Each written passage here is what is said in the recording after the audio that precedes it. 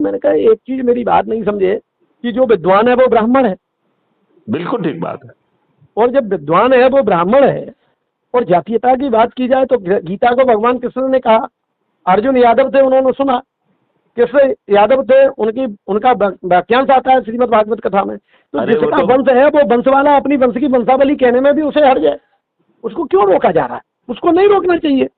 अरे विराट स्वरूप देखने के बाद उस व्यक्ति को आप जाति से बांधेंगे जी, ये तो और भी घृणित कृत्य है भाई। तो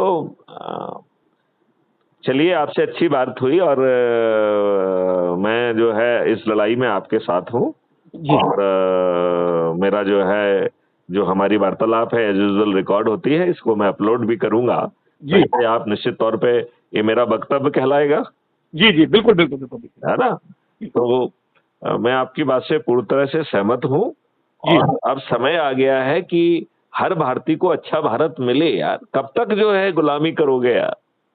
बहुत स्थिति खराब है साहब, यही नहीं समझ में आ पा रहा है। लेकिन महामंडलेश्वर बैठे हैं वो इस बयान पर इस तरीके की एक धीरेन्द्र शास्त्री जी ने एक बयान दिया है कि ब्राह्मण ने क्षत्रिय दल मारो, ब्राह्मण ने यदुवंश उजाड़ो, ब्राह्मण से मत बैर करो, ब्राह्मण से परमेश्वर हारो, इसलिए ब्राह्मण से लड़ाई मत लड़िए, चारों दिशाओं में किसी से कर जाओ।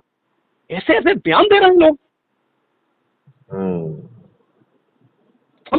समझ में नहीं आ रहा है ऐसे लोग क्यों बयान दे रहे हैं। ये तो भड़काऊ भाषण है, इनसे तो अब इनके ऊपर मुकदमा नहीं हो रहा।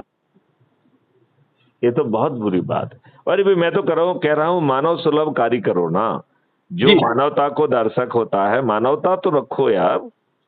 जी जी, ये तो घृणित अमानवीय कृत्य है कि आप किसी की चोटी काट रहे हो, किसी को अपमानित कर रहे हो, उसके ऊपर पेशाब डाल रहे हो जी। ये अत्यंत ही अमानवीय घृणित तथ्य है, कृत्य है। इसकी जितनी भी निंदा की जाए, भर्त्सना की जाए, वो कम है। बिल्कुल। चलिए, तो आप इसमें भिड़िए और इसको अपन आगे देखते हैं और इस घटना से हटके अच्छा भारत की बात भी करें अपन। जी जी बिल्कुल, क्योंकि देखो हर किसी के पास समय सीमित है।